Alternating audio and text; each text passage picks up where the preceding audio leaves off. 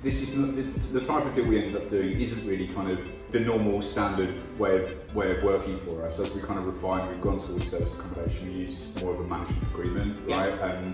But we did. I think there was mutual benefits in structuring a deal where we rented it for a period and we looked to buy it at the end of it. And because of that, we used a kind of slightly more formal contracting process than I would typically do if I was just renting for 3 years from a landlord. Because we were buying it, contracting to buy it at the end, we decided to have like a reasonable purchase and option to do. So just explain to me how that process worked and what we actually did to kind of get that closed. You approached me with a deal for to buy it over 5 years, and I was happy to do it. And when you'd rent it off me for 5 years, and I quite like that. It was fine. I didn't have to think about it for 5 years. It was giving me a return on my investment.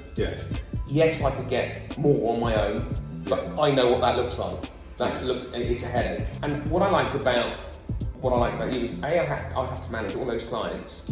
Which was an absolute headache, and anyone that hasn't done it, believe me, it's a headache. Trust me. Most managing agents I deal with are just thinking about, when I say management, letting agents, should I say? I'll reword that. Most letting agents I deal with are all about get a tenant and they get their money. They don't look at as soon as there's a problem, it's back on my door.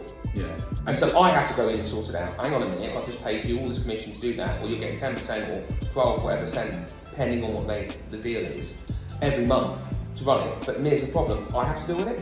Hang on a minute. So hence why when you came to me, you said, look, no hassle, I'll run it, I'll take everything, I'll take off your hands, I'll lease it, and we did this lease option deal was on the table, whereas you will lease it off me 5 years.